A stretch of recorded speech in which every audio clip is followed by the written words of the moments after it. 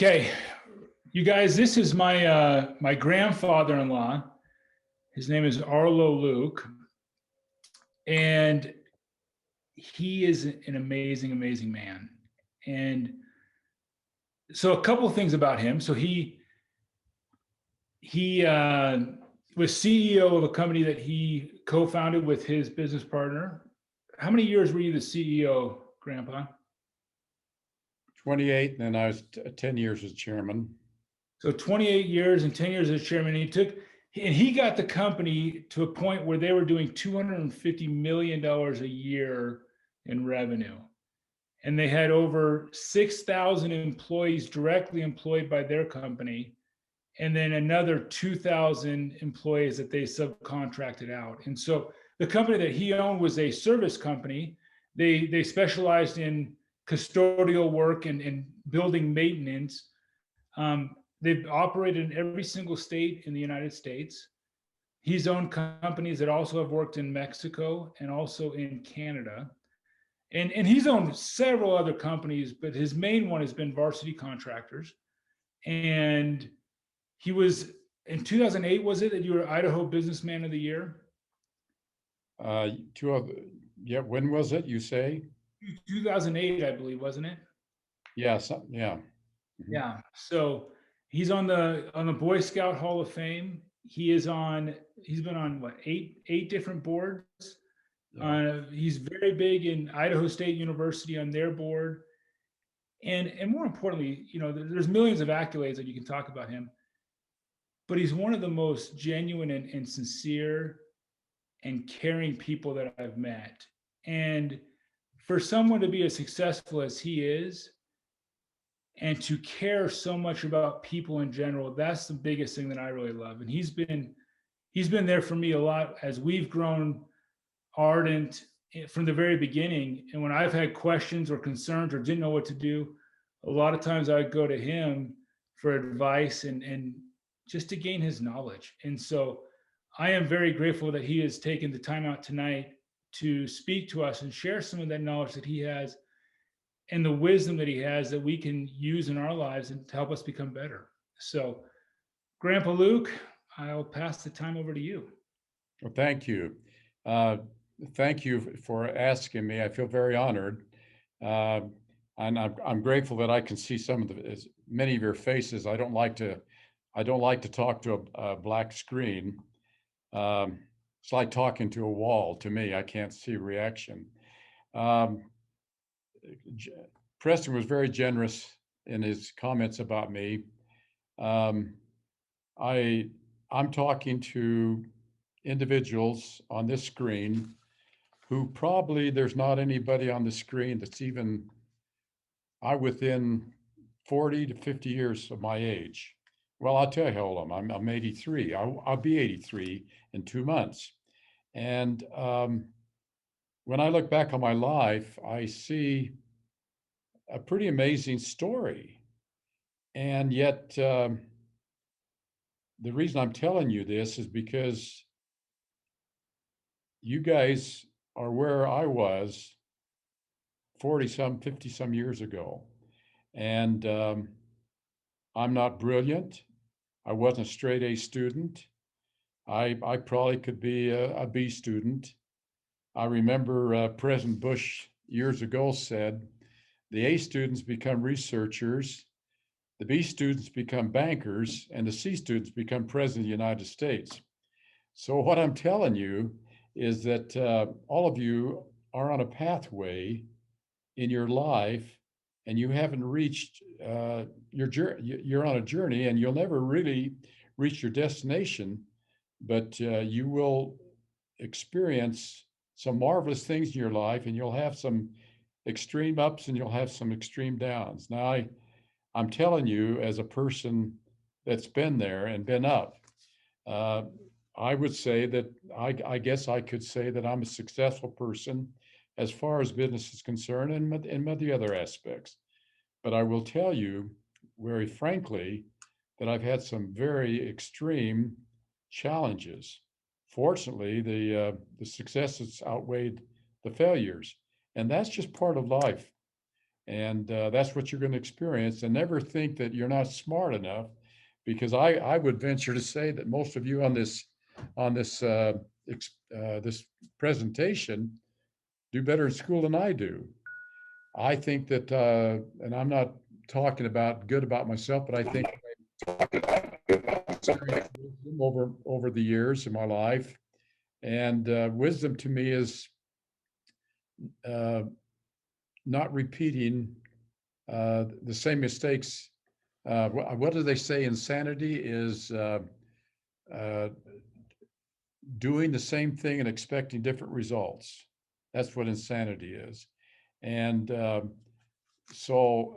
my life has been full of that, and I've gained wisdom. And I think that I'll tell you another thing about me so you'll understand.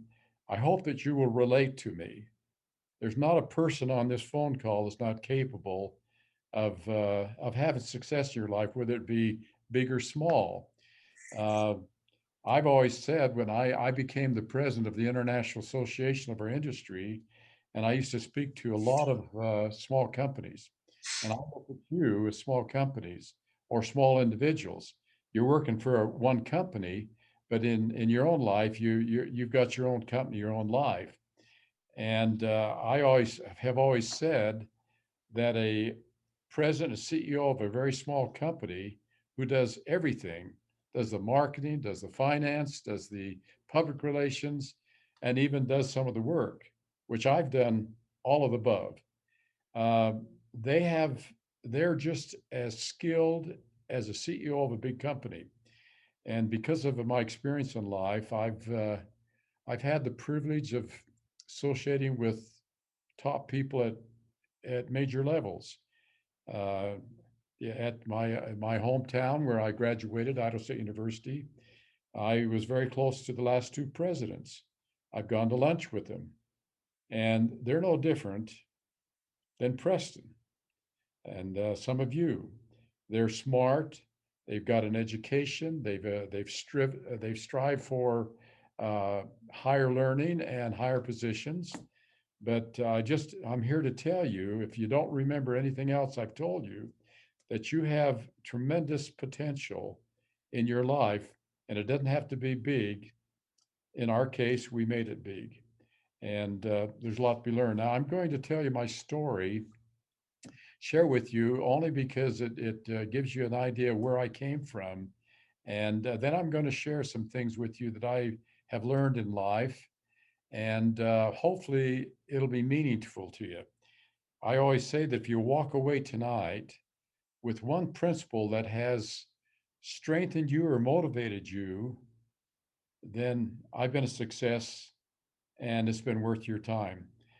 I'm going to two things I'd like each of you to do. And I don't know how many people on, but it looks like there's about 16 or 17, right? Somewhere in that neighborhood. I would like you to ask me questions. You can interrupt me anytime because I will talk on, but I will come to a point where I've kind of done with what I wanted to share with you tonight.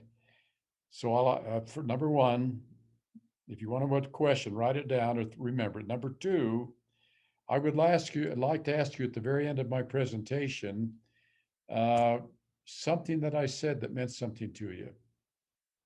And I've had the experience what I'm doing with you many times, because at the university they have me speak to their students in the business school of business, and I'm going to show you a presentation right now that I did many, many, many years ago. It's not very fancy. It doesn't have a lot of bells and whistles to it, and I've used it in various presentations, and I've had to move slides around, and don't be unimpressed with me just because I'm not the fanciest guy. I will tell you that because of my age, uh, in spite of my age, that I'm very involved. Most guys my age don't do anything in business. They play golf and they fool around, and I'm still on 4 community boards. I serve on the university foundation board. I was the president of it. Um, and I also invested in a technology business. I'm one of the third owners of a little company locally that has employees like you, and they go out and they service these doctor and accounting offices, and they fix their hardware and they work on their software. And the reason I'm telling you all these things so you'll know where I came from, even though I don't appear to be very smart. I think it's more experience than smarts. Um, Also, I really embrace technology. Um, a lot of guys my age don't know how to work a computer or iPhone very well, and I every day I get up and I work on it. So that's my story. Um, so I'm going to thrust into my presentation and share it with you. And I don't see very many people there, but let's see the share screen. Let's see. That's not it.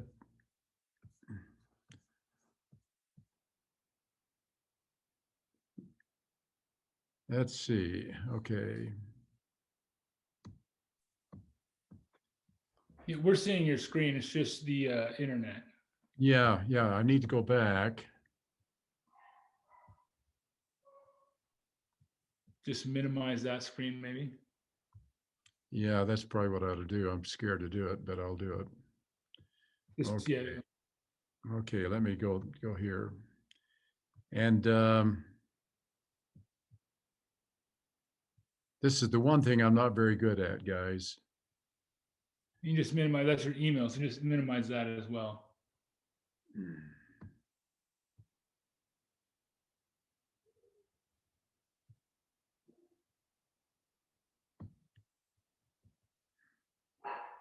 Now I got my presentation up. Can you see that? Now we can.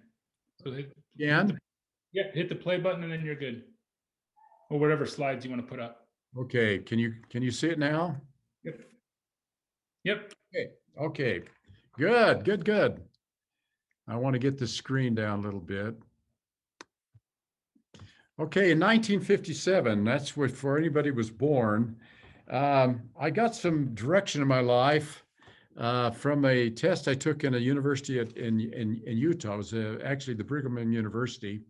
And they told me I would do well way back then in 1957. They're not as sophisticated as they are today. But they told me I would do well in a combination of medical and business. And I always wanted to be in the medicine. And can you imagine where I ended up with? I ended up in the facility service business. But because of that, I won't go into the detail. I was thinking about being a doctor, and my dad was a dentist. And I chose pharmacy because back then, pharmacy was both a business and medical. Today, it's mostly medical. They sit and fill prescriptions. But in the olden days, there was no big change. There was not Costco pharmacy. There was not Albertsons pharmacy. There was not Smith's pharmacy. There was a corner drugstore. And so that's where I went. And so I went to Pocatello, got married. And I just show the screen because it shows you that this is now, I've been married 62 years. And 2 weeks after we got married, we arrived at Idaho State University. This particular picture is right across from the campus. It doesn't exist anymore. They tore it down and got a big motel. But I think it should be fun to you to notice these cool 1950 automobiles. There's a Chevrolet there and a Ford and Ford Fairlanes. And it's like there's more Fords than the Chevrolet. And in that little door on the very left, that's where I lived. And my rent was $60 a month. It was furnished. It was a little tiny room. When you walked to the door on the left, there was a bed, and then there was a chair and 2 chairs and a table, and then there's a little kitchenette, a little tiny stove, and then there was a little small bathroom, and there was a shower, and that's how I lived. Today, my grandchildren, when they go to school, they live in these nice dorms, and some of them rent these nice apartments. But that was my home, and we were 2 weeks married. And anyway, if you go down the doors, I'm on the far left, 1, 2, 3, 4. after about 4 months, when I was at college, a man moved in there. He got married. His name was Don Aslett. I don't know if any of you guys know who Don Aslett is, but he's nationally known, the the Colonel Urinal, or the king of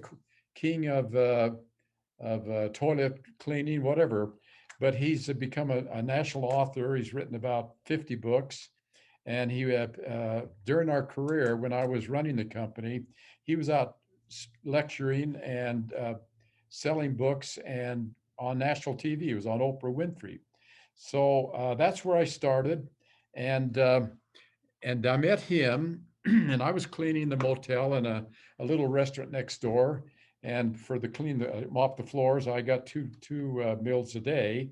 So every night, my wife Jackie and I would go out and eat every night, and that's how I started. I had no money. I didn't have any scholarships. And the guy that moved in, Don Aslett, had a little tiny cleaning company. He just came off an LDS mission, and he started this little cleaning company, and he had 2 or 3 guys working, and they'd go out and wash homes. Back then they had coal furnaces and oil, and the walls would get dirty in a year or 2 or 3. We'd go out and wash the walls, and we got into cleaning the windows, and we got into after we shrunk a few carpets, we learned what not to clean. You don't clean wool carpets with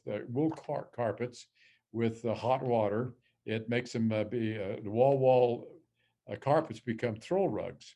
And so we got into that. We started painting, and we just learned everything. And nothing was, as I was telling Jake, nothing. I never was taught how to scrub a floor or clean a wall or paint. Never had a paintbrush in my hand, but I learned, and I got so I was dang good. And we got into cleaning, and I get past some of this. I say fate crossed my path, and I met this man, and he was what you call a true entrepreneur. I've met there's a lot of entrepreneurs that have their own businesses, and Preston is an entrepreneur, but there's what they call pure entrepreneurs, and they're rare, and they think differently, they act differently, and I've probably met 2 or 3 in my lifetime that are what I call the pure entrepreneur, and he was one of them. Some of you may have been to Pocatello, Idaho, and have you ever heard the Museum of Clean? He's invested several $1 million into and built this magnificent building, and it's about 3 or 4 floors of every kind of cleaning material, cleaning equipment from the time Adam and Eve started cleaning. I mean, that's a little exaggeration, but he's established this cleaning museum. So anyway, we started this little business, and it was 1957, and we had about 3 to 5 employees. That gravel road you see in front of you uh, is the main drag out of Pocatello now. But Pocatello, that was our first truck. Our corporate office was in the basement department in the window on the left. And we painted that old pickup, and we built that rack on the back. You look how old I am. Look at the phone number, 1256. When I was a small child, my number was 590, and I had to go through an operator. But we built that thing, put the rack on, and we filled up the equipment, away we went. And then we finally got we getting to 10 or 12 employees, and Don bought this Chevrolet truck, and then we started to buy equipment, and there's a bunch of college students. I'm the one on the left, on the bottom with the little British haircut, and Don is the one standing on the left. These guys are all students. The one with the beard in the middle, kneeling down, he got his doctorate in speech and hearing. The one on the far right became a banker. So these were students, and I was just one of them. And when I graduated, when I got married, I was 2 weeks married. When I finally graduated in the School of Pharmacy, I had 4 children, and I was totally out of debt, and I had a Volkswagen and a dog. So when these people would cry about how tough it is in college, uh, I never thought it was tough. I mean, I worked day and night every weekend, but I enjoyed it, and it was fun. And the reason I'm telling the story is so that you'll realize that this experience you're having, struggling with where you're going to go, what am I going to do, what am I going to end up doing? I may work for Preston's company, or I may venture out my own company. But journey of life is full of opportunities, and I always looked at it in a very positive way, enjoyed the trip. I graduated from pharmacy. I just wanted you to see that I was a really pharmacist. And of course, you can see that I've aged quite a bit since then, but I still have my energy, enthusiasm. Um, Varsity became a part-time business for us, and I began working in a pharmacy, and I worked full-time in a pharmacy, two different pharmacies for about 3 years. But Don and I, when we graduated from college, we had these little dingy janitor contracts. We had about two or three in Pocatello, and we kept them. And we'd go out at night and clean them. And then finally, we got a call from the telephone company. They were totally in-house nationwide. Back then, it was the AT&T Bell system, and the guy violated the union and in-house, and he invited us to come in and clean this little space. Then we got a call from Blackfoot, Idaho, and another little building. And then somebody called us, found out about us, and they found that they could save money, and they from Logan, Utah. And then we got a call from Jackson Hole, Wyoming, and then Idaho Falls, and then we got a contract in down on Main Street in I can't even think of the main in Ogden, and then we got we started getting on 21st South in Salt Lake. We got that telephone building, and all at once this thing started to grow. And at the time, I was working in the pharmacy, and I was working day and night, and I couldn't keep up with it. It was affecting my life, and I had to choose between going full time with varsity or staying with my pharmacy and just making that career. And I made a major decision. The part of the reason was that I saw the opportunity. I never envisioned that it would be a national company.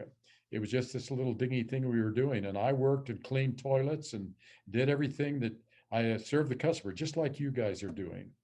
And I made a decision to leave pharmacy, and every one of my family, my friends thought I was crazy. You spent all those 6 or 7 years at university, and you're going to leave it? Yeah, I said, yeah. And so we were on our pathway, and we started in little Pocatello, Idaho.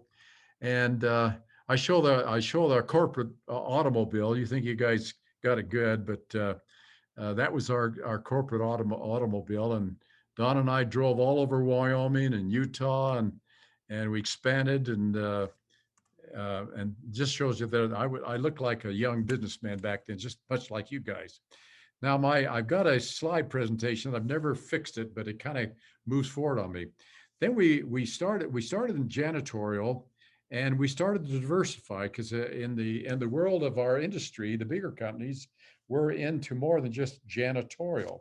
And so we started to diversify, and we got into painting, and we started doing these CDOs with the telephone company, and we started doing snow removal. We got into shopping centers. We did lawn care, and then we got what we call a full-blown facility service company. We started doing air conditioning and heating and so forth, and we started to expand out. And we started in Little Pocatello, and all at once we were in 4 states, and the fourth state was Arizona, and we only did.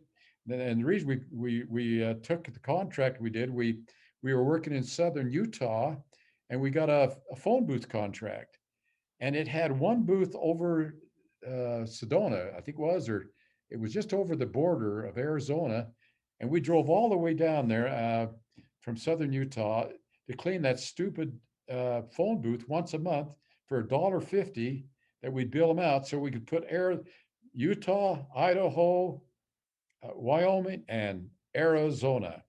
And we were so proud of that. We were say, well, we're in Arizona. Well, I think our billing was $1.50 a month back then. Now today they wouldn't clean them. They don't have phone booths anymore, but today would probably be $5.50 or something like that. So we really started to expand, and then we got into the Bell system, and we got into multiple states. And by the time we expanded in there was about 2,000 contractors that worked for the Bell system in 14 states. And they saw the advantage of contracting out their services.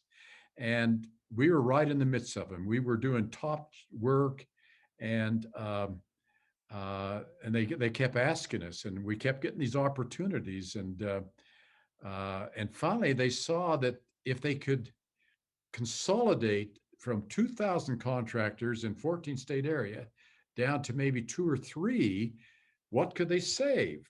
Maybe 10%. And by then, in 14 state area, their facility service budget was in the millions of dollars.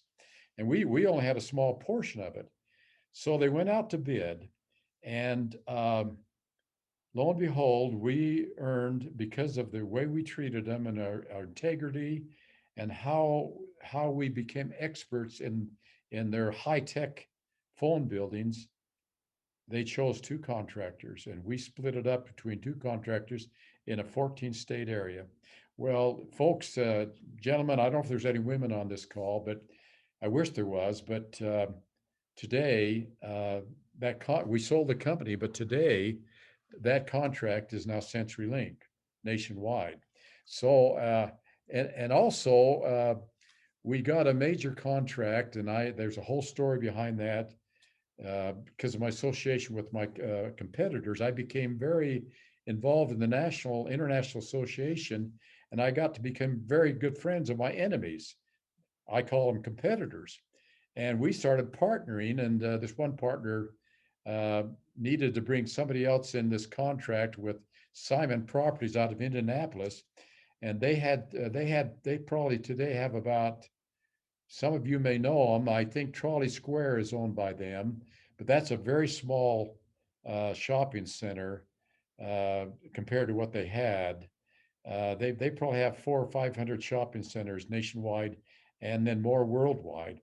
But we became one of two contractors, and we had over 100 shopping centers nationwide. And so it just gives you, I'm just showing you some of the things that we did. We just learned to adapt to diversity. And we even, amazingly, because we had these shopping centers and we had all the expertise in the cleaning, doing the cleaning, but doing the HVAC and the repair and the plumbing and everything, we got into construction.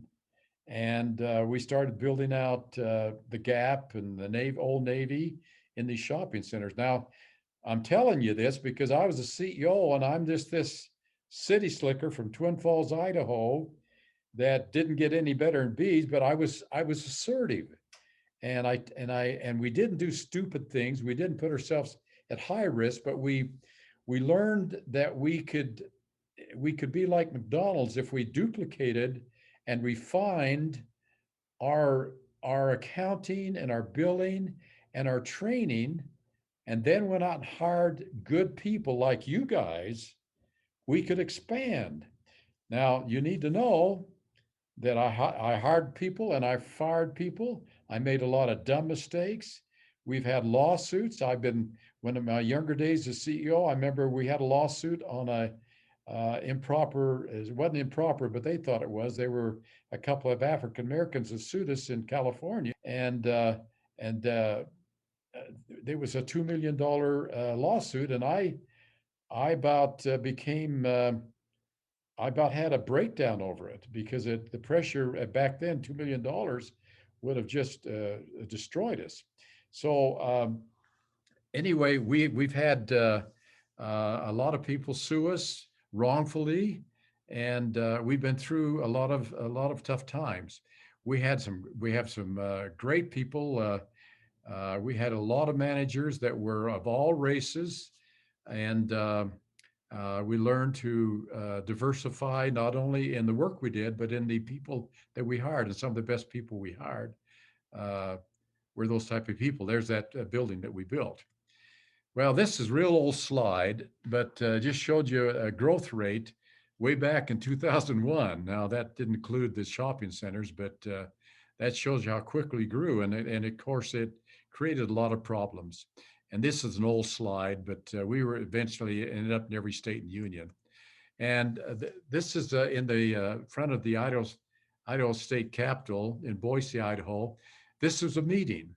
Now, those aren't what you call our line workers. Those are managers. Managers, and there's a lot of wives in there. We always brought wives, but mostly those are managers. And then in our 50th anniversary, this is the Red Line in Pocatello. That's that's mostly managers. So you can see how we went from a little small town in Pocatello to a national company. And I just tell you that. Now, I would like to share some things with you about things I learned. And the first thing I wanted to share with you is that how I looked at life. And this might help you look at things a little perspective. I always believed that life had a purpose, that I was here not by accident, and I always had a sense of who I was and why I was here, and I had a desire to improve my life and to do the best I could. I made a lot of mistakes, but that was my perspective of life. And I tell the story about three bricklayers. And this will help explain my point. There were these three bricklayers working together on the same job. And a man approached the first worker and asked what he was doing. And he said, "I'm just laying brick. I'm laying this brick." Then he moved down the line a little bit and he asked the second bricklayer, same question. He said, "What are you doing?" And he said, "I'm building a wall." Then he approached the third worker down the line and asked him the same question. He said, what are you doing?" He said, "I'm building the most beautiful cathedral you have ever seen. It will be amazing."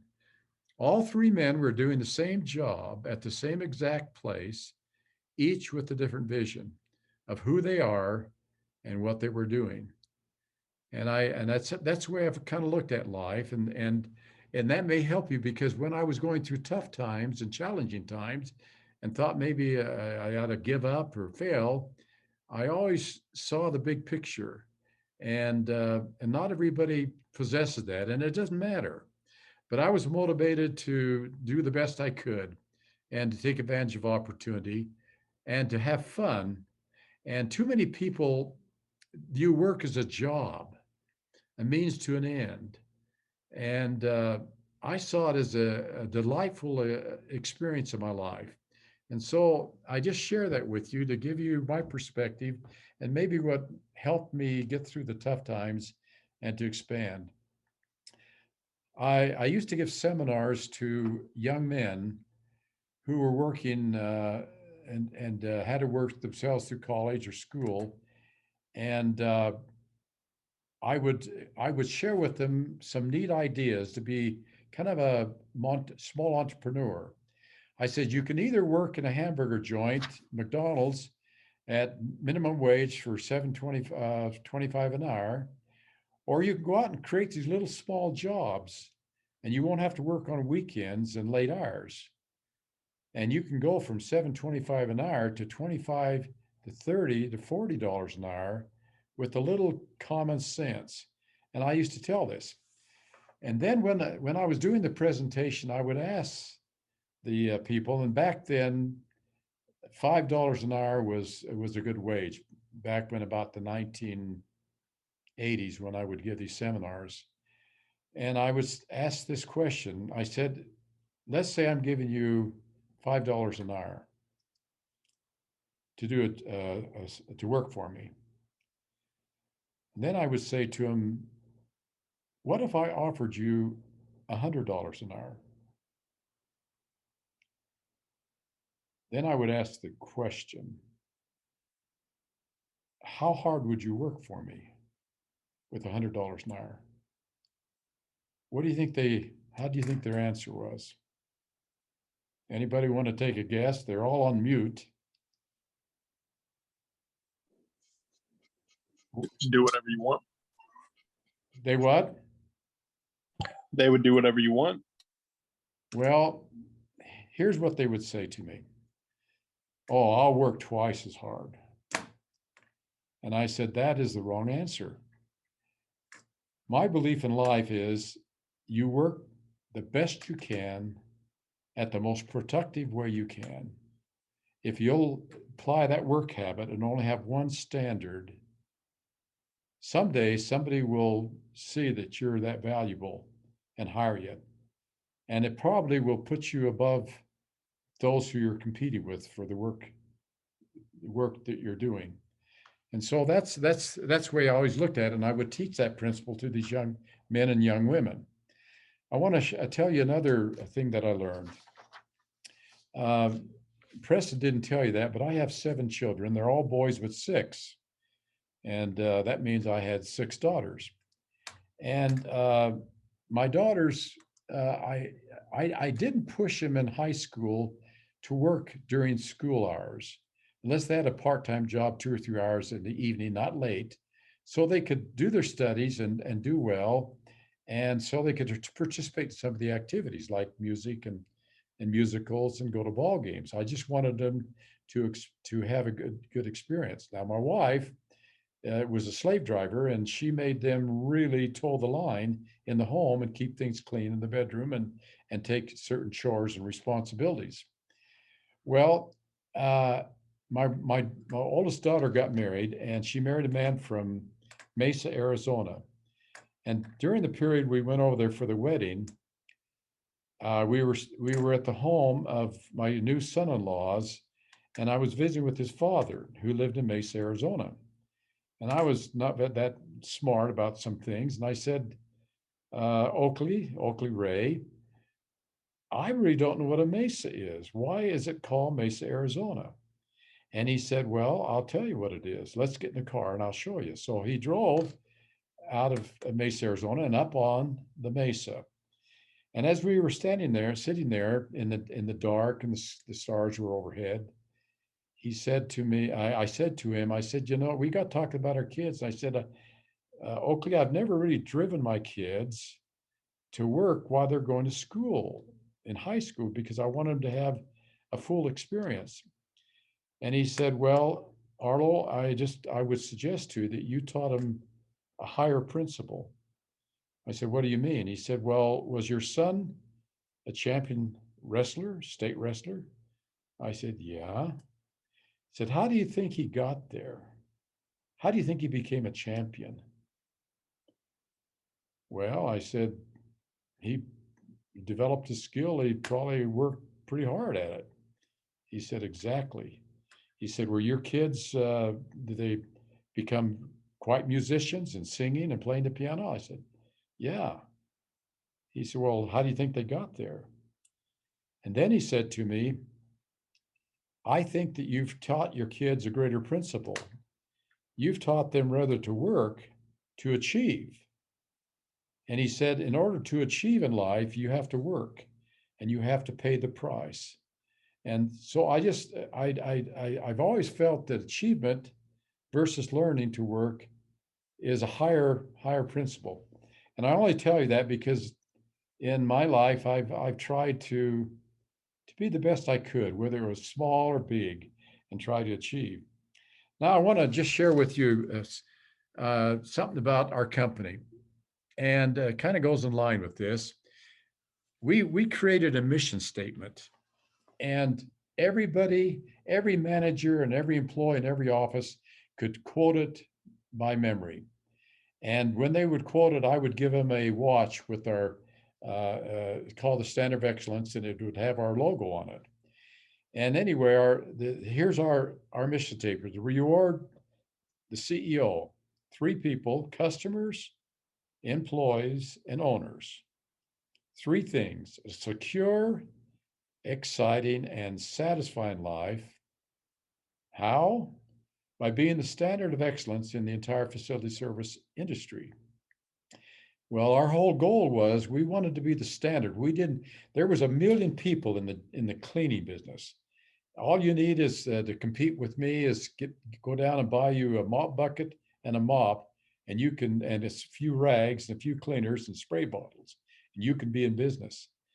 So there was a 1 million people in our business. And of course, we got larger, but we always were able to be very competitive because we set a high standard that many customers were willing to pay. We were very competitive, and we worked every day increasing our productivity, just like you guys in your pest control.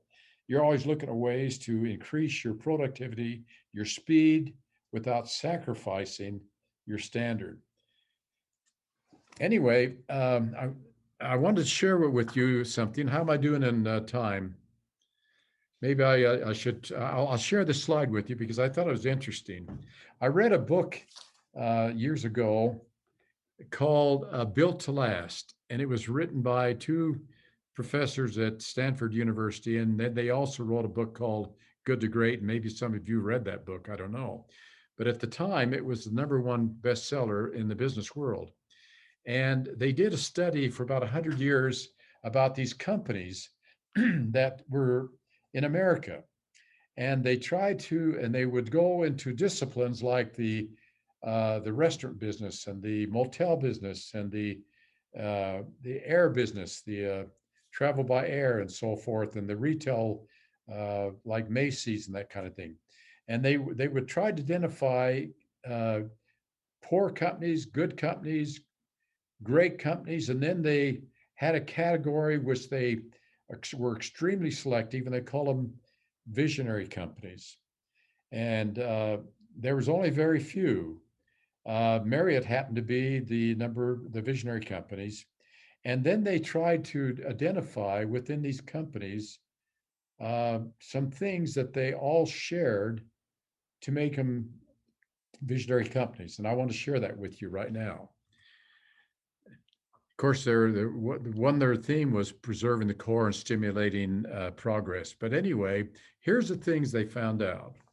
These great companies, and Preston, I think I've shared this with you, but they all had a big, hairy, audacious goal. The reason Boeing was successful is they gambled millions and millions of dollars, and they went beyond what everybody else in the industry was doing and built the 747. It could have been a major loss, but they noticed the companies did something extraordinary, successful, and they made an investment. Number two, they tried a lot of stuff and kept what works. Now, when I was the CEO, I tried a lot of little small companies, and I had some failures, and I had some that worked, but I never tried anything that would put my company at high risk. But I tried a lot of things. We tried a lot of things. I shouldn't say my success was built upon some great people, I'm telling you. Homegrown management. I thought this was interesting. All the great companies didn't go out and steal other company executives. They grew them within, so they understood their culture and their thinking and understood the product and service. This was interesting. Good enough never is. They never weren't satisfied. And as I told you, the standard of excellence, we always strive to be the standard of excellence. And then the thing that shocked me the most was they had cult-like cultures. And the reason it shocked me is because Don and I built our company, actually spent a lot of money we could have put to the bottom line. We built a very unusual culture within our company. We had an environment, and I know that Preston shared a little bit about what you guys do. You create an environment where there's kind of a cohesiveness, something that pulls you together, that makes you kind of united and family. And part of that culture was treating people with the highest respect and appreciation. I fired a few people, but I never fired anybody that left me, that didn't like me, that I treated with disrespect. I always honored them, but when I had to make a change, I had to make it.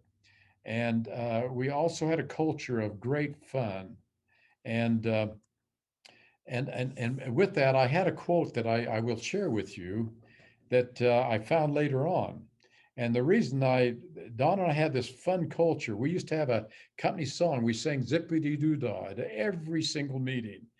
And we might have 4 or 8 meetings a year. We'd sing Zippity Doo Dog. We'd all get up and sing it.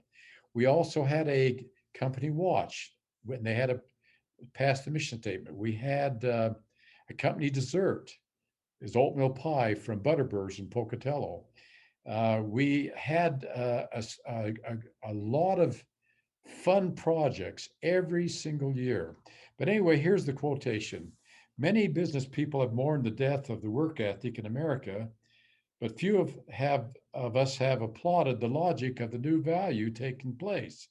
Work should be fun. That outrageous assertion is the value that fuels the most productive people and companies in this country. Well, I'm going to show you some just quick slides. We built things out of our industry components. That's a big vacuum cleaner. We went to a meeting in Jackson Hole, Wyoming, and we built all these soapbox derby cars, and they'd go down the hill. You look behind you and see all those things that are built. We had service projects every single year. We worked together.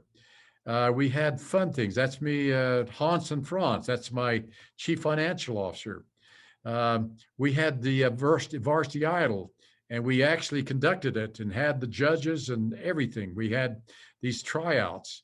That's my son on the left. He became the CEO of our company. The guy on the right is our chief financial officer, and the guy behind it's one of our regional managers. I mean, we had fun. Nobody was better than anybody else. And that's our human relations person. And he put on a game show. There's a broken down, a wheel fell off that in our soapbox derby. We had, we'd dress up for our company meetings. This was the Pirates of the Caribbean at one of our company meetings. We built vacuum dragsters. We had races with vacuum cleaners.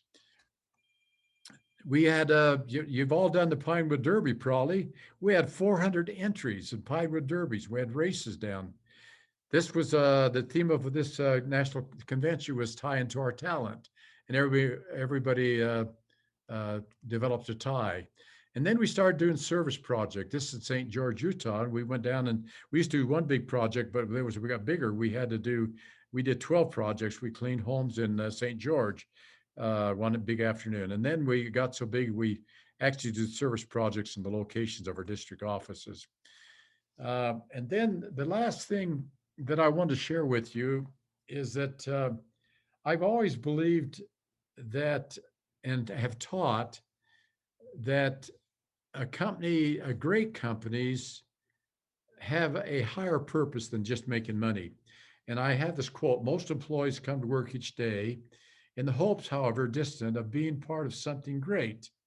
The shame is so many of them are disappointed so often by leaders without depth or soul to nurture that longing into greatness itself. And the great companies that I've known have always had a higher purpose. And I think, Preston, and I'm going to be finishing here in just a second, that you guys tried to be charitable and to give back and serve. And I believe that when you have a higher purpose within your company, whatever you guys do in your life, if you have a higher purpose to serve your fellow man and serve society, it will magnify your company into being a great company, and people will love to be part of that part. I always love this quotation by Winston Churchill. We make a living by what we get, but we make a life by what we give. And then my last thing is I share with you, and I've quoted this 100 times, and I always believed it. Success in life is not what you earn or achieve or accumulate or recognition, any honor you receive, but what you become because of it. And so with that, I'm going to go back to the group, and we'll entertain questions from the group and anything that you guys that impressed you about what maybe I said. I will entertain questions, and come off your mute buttons, and let me see if I can share something with you that might be beneficial.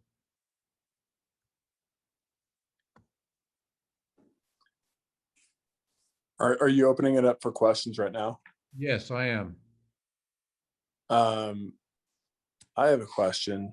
What would you say is the most fundamental skill to develop to be successful? Well, wow, that's a great question. Um, well, let me just tell you first of all. Somebody asked me a question one time when I interviewed people for management jobs. What was the thing that I looked at with the greatest importance? And I said, without any question, it was integrity.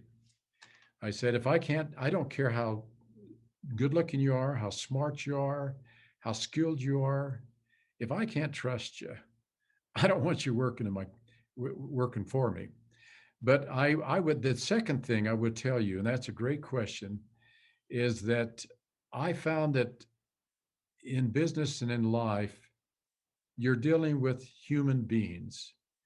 And I've never felt when I was a CEO that I was any better than the janitor. Guys used to take me out to dinner when I travel around. They'd always want to, after a day's meeting, they always want to take me to their best restaurant. And I said, guys, I really don't want to I don't want to spend any time eating. Let's go eat and let's go out to the buildings. And I want to talk to the people. And so I would say to you, the greatest skill is working and getting along with people. And that translates with your customer. So that's my answer. Thanks for that great question, by the way. Thank you.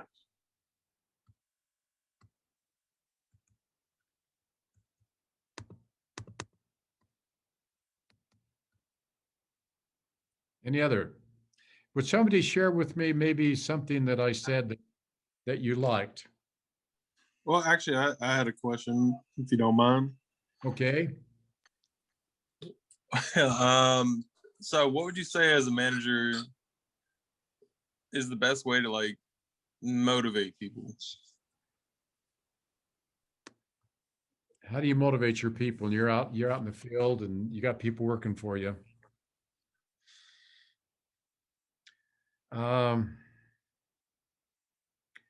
I think I motivated my people by making them feel a part of the big picture and how important their role was. I never, I expected, you need to realize that I expected my people to produce and to work hard and not to be, to take advantage of me. But I never treated with disrespect. And I think that making them feel valued and very important. And I shared with them the big picture, what we're trying to do. And I think Preston does this as it grew, that there's opportunities. I shared with them there's opportunities if they put themselves in a position and earn it and prepare for it, that there's opportunities for them to advance. And so I guess that would be my answer. Brenton, go ahead. Hey, I just want to say thank you so much for taking the time with us. Who's Arlo, Who's talking? learn more. This is Brenton. Oh, Brenton. Okay, go ahead. The most handsome one. I'm hard to miss. Okay. I had a question. My question, Arlo, was I really liked your experience with developing the culture of your company. What advice would you have for someone who doesn't have that type of personality or who struggles like me to develop that sense of culture? And what I mean by that is I feel like your culture is very not lighthearted. I think that's a bad way to describe it, but a very excited, upbeat, more open type culture. When for me, I'm more just straight to the point, just kind of no fluff type personality, where it's hard for me to open up and take all the time and energy to create that culture. So I like that culture. I guess what advice would you have for developing a similar culture? Well, you don't have to do the same culture. Remember, I told you that one of the 5 or 6 things that visionary companies had is they had a cult-like culture. And as I recall, and HP was at that time was it was a visionary company, but now they've lost it. But I remember in their offices that and I'm not recommending this, okay? But in their offices, you didn't know where the CEO office was. Generally in big buildings, they're on the top floor on the corner viewing the mountains, okay? But their culture included many things, but it's kind of like the way I believed. I never felt that I was better. I just felt I had a major responsibility as a leader. And there were days, you need to know, guys, when I sprayed the pest control and when I installed the alarms, I did those things. And there are times when people would leave the job and I'd get right down there dirty with them. But I think for your case, there's different cultures. And about the HP, let me tell you, the CEO's office they had a one floor and had all these little cubicles. And his was one of them. Now, his was a little larger because, he held meetings. He had a conference table. That didn't last. They've gone back the other direction. But I think part of your culture is the way you treat people. And Brenton, you can develop that culture where they love you and love working for you. And you have to be disciplined with them. You have to be hard on them, but you make them feel. So I would say where you don't feel comfortable in that type of an environment, Don and I were really outgoing. I'm a very outgoing person. And but that we had a lot of people. We had a vice president of marketing. He hated it. He didn't like to get up and sing, and he didn't like you to touch him. He was real sensitive, but he was a fun, lovely, lovely, good man. So I just think you have to fit your personality, which could be very positive, and not be concerned that you can't sing and dance like some of the guys and tell jokes, which I could never tell jokes very well. Thanks, Arlo. You bet. Colin, you're up. What's some advice you can give us in terms of like scaling systems within like your company? So when you say you tried a bunch of new things to see which ones stuck, like how did you develop those and grow them? Once you figured out whether or not they stuck or not? What systems are you talking about? Just ways to like automate your branch and like just ways to make things better and run more smoothly, like that. Well, there's 2 things. There's operational and there's administrative. And when I say administrative, that's your software, your computers, your office staff, your accounting, your training, and that kind of thing. But Dawn and I were always driven. I attended every major convention every year for our industry. We took a lot of our men there and women, and we tried to look and find the best equipment and supplies that would give us an advantage. The latest would come out, we'd experiment with them. And the other thing, it's interesting, in the cleaning business, like I say, there's 1 million people in it. When I, way back in 1973, when I moved to Denver to start a major contract and was there in Denver for 6 years, the square foot an hour in cleaning a building was about 2,800 square feet.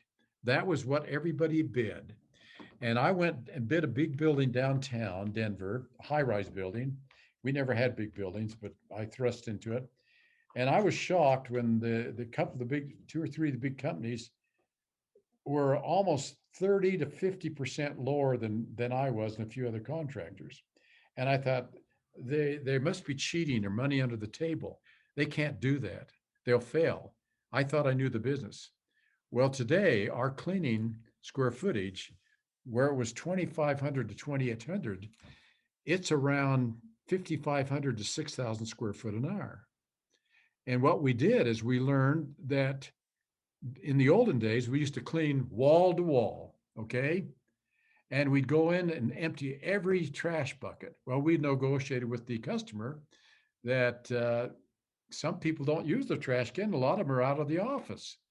So a lot of times they would sit their trash can out, and if we look in the door, and if it's not out, we wouldn't empty it. We wouldn't. We would probably clean the edges of the carpet, vacuum maybe once every 2 weeks or once a month, and clean the main walkways.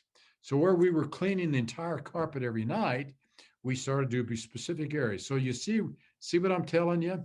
We learned to be smarter and more productive.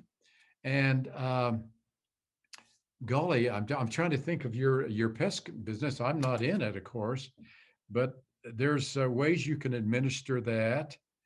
I had a guy come in and from Boise, Idaho, come in and repair our refrigerator, and he was in there, I'll bet you 10 minutes, and he had it repaired. And I bet they charged me an hourly rate back to the company. But he was so efficient and he was so good. And he approached my wife and I in such a way that we loved him. But boy, he was in and out of there. And I'll bet you he would maybe do 4 or 5 service calls an hour, where some guys would do 2. They would waste a lot of time doing things that were unproductive. So I don't know if I answered your question, but I would continually be looking at your processes and the way you go about things, and looking for ways you can do things quicker and better, and actually higher quality. Sorry, but I'm not an expert. I'm just kind of a general guy. So I hope that answer helped you a little bit.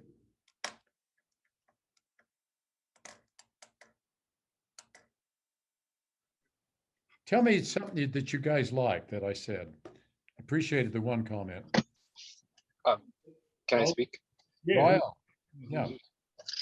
So I think that I like the most about your presentation that, reading between the lines, a big part of developing companies into more mature companies is making employees realize that they have potential, moreover than just clocking in and clocking out. Mhm. So what are some examples of things that you would do, to inspire your employees in that aspect, like to show them that, hey, aside from the words that I'm telling you, these are the actions behind these words that show you that I really do believe you have potential? Well, it got very difficult for me because when we first started in Pocatello, we had 3 or 5 employees. Then we, college kids, we had about 20 or 30 employees. And then we got in, I went into pharmacy and we had 2 or 3 employees. But, when we had 30 or 40 or 50 employees, I would meet most of them, and I always took the time to visit them. And when I would go there, I'd always inspected the buildings, but I accentuated the positive. In our industry, the customer ignores the positive and magnifies the negative. Otherwise, they complain all the time. How many households say, "Oh, you did such a great job," but if you do something wrong, boy, they let you know it. So in my relationship with my employees, I try to, as I told you, appreciate them, but compliment them if they did something well. But it got so I was just looking at managers. We had 300 or 400 managers, but man, I spent a ton of time. And I hated it, but I would write them a card on my for their birthday. And it got so painful because can you imagine all these cards had come across my desk? But it became very, very difficult as you get bigger. So the key in my mind, and Preston will really understand this, is that you have to train your people under you, your key people, to do some of the things that you did. And that was hard to get our people to to have the same value. So when I would go to meetings, I wouldn't talk, when I would go to my regional meetings or even district meetings, I would never talk about processes. I wouldn't talk about how you spray a pest and wouldn't teach them that. I'd leave that up to the guys. I would teach them values. I would talk about values that our company believed in. I'd talk about the mission statement and what it means and how we can embrace it. And I'd have discussions. So I think as a manager, you're probably small where you have people work for you. You have to teach them the operations, but take some time to build them up and to make them feel valued, even though that they're getting paid by an hour to do some spraying. That's all I Thank got. you so much. No, that helps a lot. I think I've been with the company for a long time now, and I feel I kind of came into the company a little bit more of its developmental stages, and I can see that we're still growing and growing. But I think that those things that you've said, I've seen actually like unfold before my very eyes. Like I've seen how the positive reinforcement actually helps the employees kind of have more of a sense of purpose. So so thank you. That just kind of, in a sense, like I appreciate it because it reaffirms that what we're putting in place right now is the right thing. So Good. thanks. Good.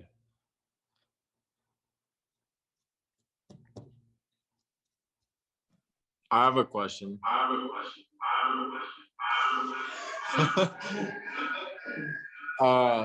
Can y'all hear me? Okay. So what's the main thing you attribute to your success out of all the things that you've learned being successful? What's the main thing that you take that helped you?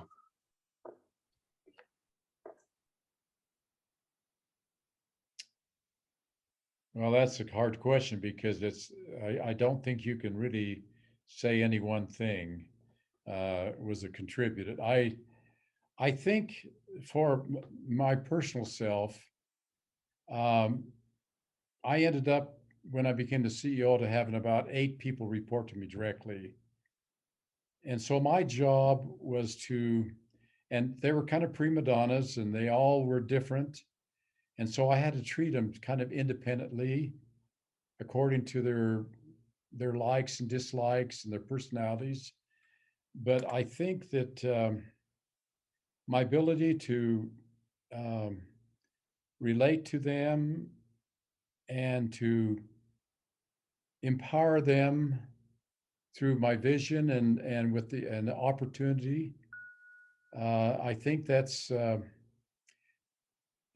probably was the key. I really come down to your ability to work with people is one of the probably the most important tool of success that you can do.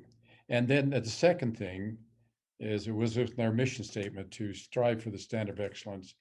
Don't let mediocrity go and get in your business and in your style of management. You can discipline your kids and they can hate you or they can love you in spite of it. And that's kind of the approach to people that work for you.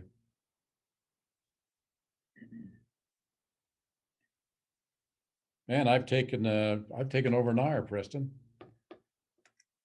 It's been good though. It's been a really good hour. So one of the things I'll tell you that's kind of resonated with me as I hear you talking again is just the joy in the journey, right? Mm-hmm. And looking at, we're kind of reminiscing on where we were when we first started in the very, very beginning and where we are now and just how much we've grown as a company in the last year and where we're going. It's just trust the process and have fun. At the end of the day, we're all going to work hard and we're all going to struggle and grind together, but just have fun while you're doing it. Because when you look back, it's like, dude, you have all these great memories and you're like, man, how could I have ever done that? And who would have thought we'd have gotten to where we are and how big we are. We're opening up 2 more offices this year. It's just having fun in that journey and trusting the process along the way. And so that's been good and what I needed to hear. So, Well, I appreciate that. You know, I've been in organizations like all of you. A good example is church, and there's been times when one is the leader, and there's times when the one is the more the helper, um, and we shouldn't let that the different space that we occupy control our disposition, our attitude. When I was a young man going to college, I took a seminar, and it really impacted me. And the whole seminar was about attitude, and that's something that we all control. Um, in the difficult times and in the great times, we have control of that attitude. And regardless, wherever you're at in your life, those who are on this call, whatever position you're in or whatever you're doing, um, this is your life, and you'll spend 60 to 70% of your time in your life on your job. And if you're always complaining and finding fault or never happy that you're never getting the very best that you would like to have, you're going to be miserable. And so I just think that I think their comment, Preston, is to enjoy the journey and make the fun of it. And just know, as I told you very early in my presentation, I've had major disappointments and letdowns, and times when I made some real mistakes. And so, but overall, the journey's been incredible for me.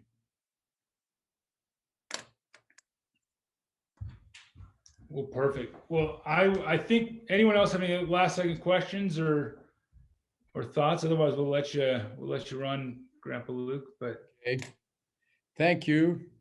It's my pleasure to speak with all of you, and I hope that I wish you on your journey in life, make the best of it, and remember the story I told you about $5 worth versus $100 an hour.